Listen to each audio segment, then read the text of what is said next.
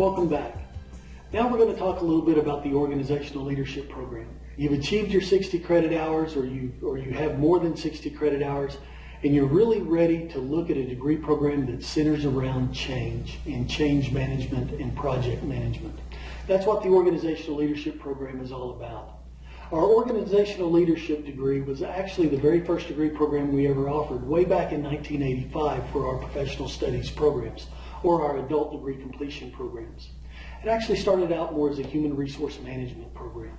But what we found as we were talking to hiring directors who were hiring our graduates to find out kind of how that education translated into their particular needs, they basically told us we were spending a little bit too much time on the HR component. Basically, they said that the HR component changes regularly with different federal guidelines and regulations and things of that nature. So we said, that's fine. We can certainly fix that. What else are you needing? And basically, they told us that they wanted our graduates to come to them with the soft skills, the ability to communicate, the ability to lead, the ability to learn on their own and learn on the fly. We said, we can certainly do that. We definitely know how we can do that. So as we were rounding out that curriculum, we came across the age-old conclusion that the only thing that's constant, regardless of the industry, is change. Unfortunately, there aren't enough people in leadership positions that are truly educated in the change management process. That's where the Organizational Leadership Program, or the Bachelor's of Science in Organizational Leadership, comes into play. It is a 14-month program, start to finish. You take one course at a time. Each course lasts for 5 weeks, and the courses are offered in succession on the same night of the week all the way through the program. If we take a look at the courses that you're actually going to complete as part of this program, you'll notice that they're written down as modular. Module 1, Module 2, Module 3. We could just as easily say Class 1, Class 2, Class 3. It's just the way it's set up in a modular format.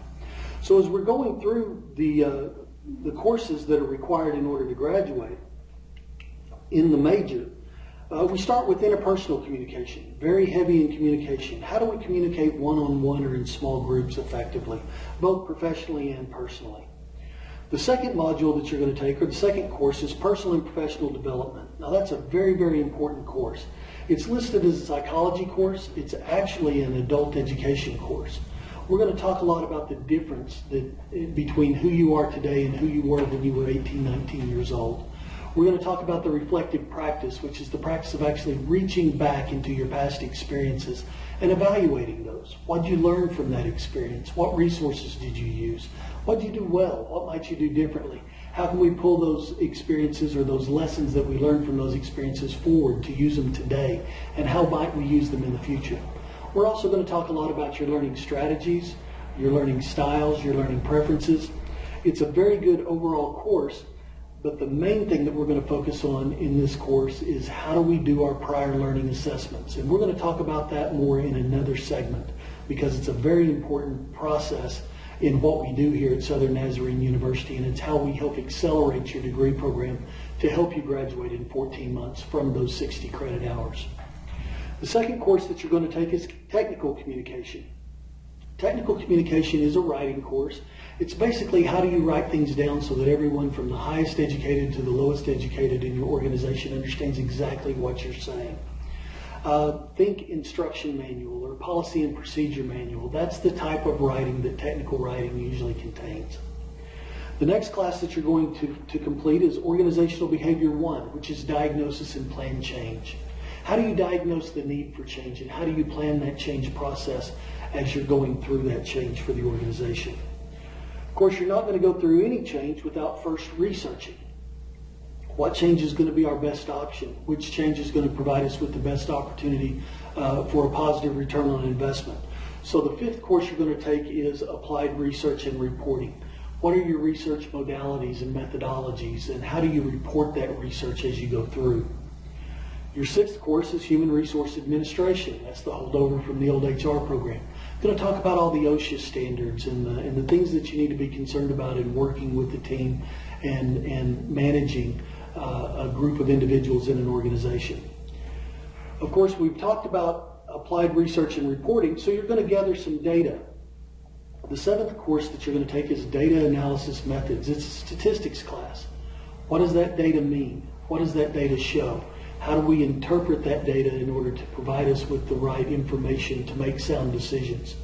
So that's the seventh course that you'll complete. The eighth course that you'll complete is the only religion class that is required at Southern Nazarene University, and that's Biblical Perspectives in Western Culture. Now, it's a religion class, but it's actually taught more from a sociological basis. The Bible's had a tremendous impact on Western culture. How? Why? How will it continue to do so? We also talk a little bit about who are the major characters of the Old Testament and the New Testament. But what we really focus on are their stories and the lessons from those stories and how those lessons hold true today.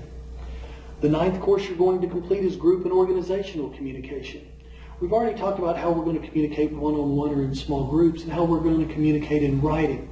This is how do we express visions and missions and goals to an organization so that we can gain buy-in from stakeholders. The 10th course you'll complete is Organizational Behavior Leadership 2, which is Leadership and Management. Organizational Behavior 2, Leadership and Management. That's how do we manage and lead an organization's behavior as they go through the change process. Very few people are very comfortable with the change process. Most people want to know, how is it going to affect me? So we want to make certain that you're skilled in being able to lead that organization's behavior and manage that organization's behavior as it goes through the change processes that happen all the time. The 11th course that you'll complete is Personal and Professional Ethics and Values. Now, this is a very important course to us here at Southern Nazarene University and is actually a core component of all of our Bachelor's of Science degree programs. As we look around, we see some folks that are in positions of authority that maybe don't operate with the highest of ethics. And we can't guarantee that our graduates are all going to operate with the highest of ethics, but they're certainly going to know the difference. The last course that you complete is actually the reason that I like this program so much. It's your senior research project. And you'll notice that it's an independent study project. You'll actually get to choose a research project. Now, what we usually encourage our learners to do is to go to their employer, because there's not an organization out there that doesn't know that there's a process that maybe needs to be changed to make their organization more effective. But a lot of organizations don't have the time to do it themselves or the resources to hire someone else to do it. That's where you will come in. If you go to your employer and you explain that you have a research project that you need to develop, you'd like to use a live project from your place of employment, and you're willing to research it, write it all up, make recommendations, and when you're completed, provide them with a copy of that research and recommendations, there are very few employers that would tell you no. This course actually starts way back up in technical communication, the third class that you will complete. So it's kind of a culmination of everything that you've learned throughout the program. So if you go through the courses that you'll take, starting with technical communication, how are we going to write this up? How are we going to plan and diagnose the need for change? How are we going to do the research, and how are we going to report the research that we need? How is this going to affect our team in human resource administration? What does the data that we gather actually show? How are we going to communicate this need for change to our organization so that we can gain buy-in of stakeholders so that they feel secure that the organization is making the right move? And how do we manage that organization and lead that organization's behavior as they move through this change? And last but not least, how do we do all of this ethically? This last course, your independent study, your senior research project, only meets one time. In that course, you'll do a brief 15 to 20 minute presentation over your project. What did you choose? Why did you choose it? What were your assumptions going in? What research methodologies did you use? What did your data show?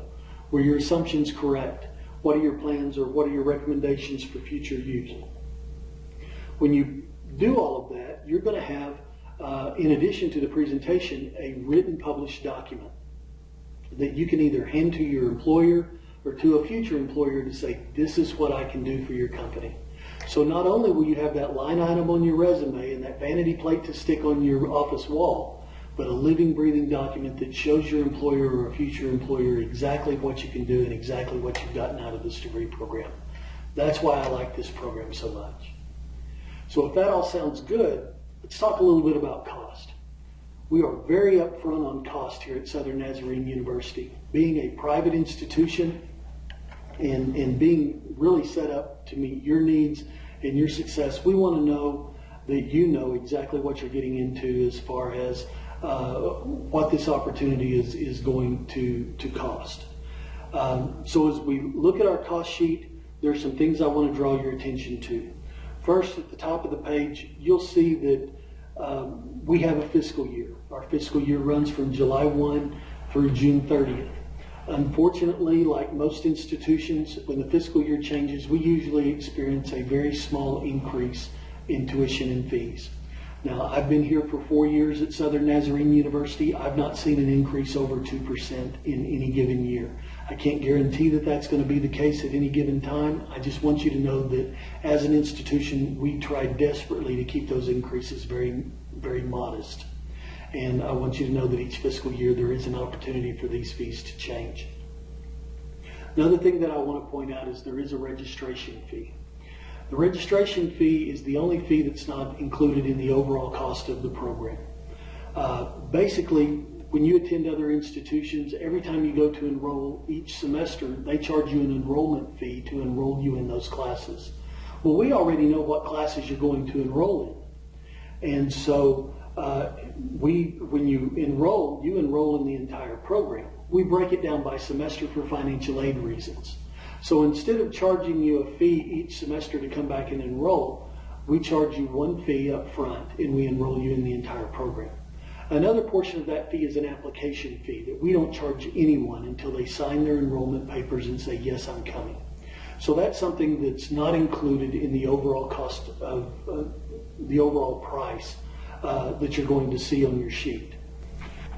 On the left-hand side of the cost sheet, you'll notice that the courses are in the exact same order that they are in the degree sheet. This is the order that you're going to complete these courses.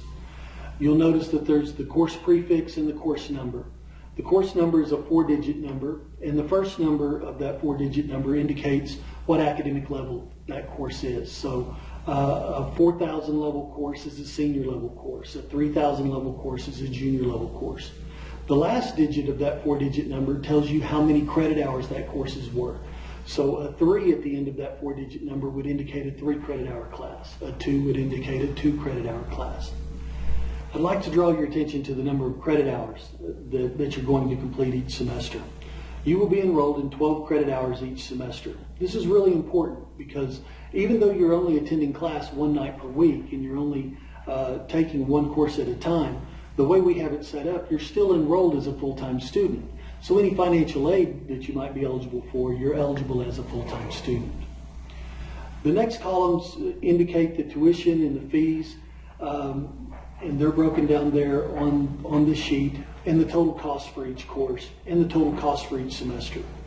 And at the bottom of the page in the far right-hand corner, you'll see the total cost of attendance for that particular program of study, or for your particular program of study. The one thing that I want to really emphasize here is that these costs are all inclusive. They include all of your books, all of your tuition, all of your fees. They even include a laptop computer. It's an excellent, excellent program, a wonderful opportunity. You never have to worry about going to the bookstore again because we provide all of those things to you, for you. You don't have to worry and guess about whether or not you have the right book or the right number of books or whether or not the instructor is going to use all of the books that the bookstore's told you that you need. You will only receive the books that you need for the course, and those books are yours. You can highlight them, underline them, dog-ear them, they're yours. When the course is over, if you choose to keep the book, you're welcome to do so. If you'd like to sell them, there are plenty of websites out there that do the book buyback. We don't do a formalized book buyback here at Southern Nazarene.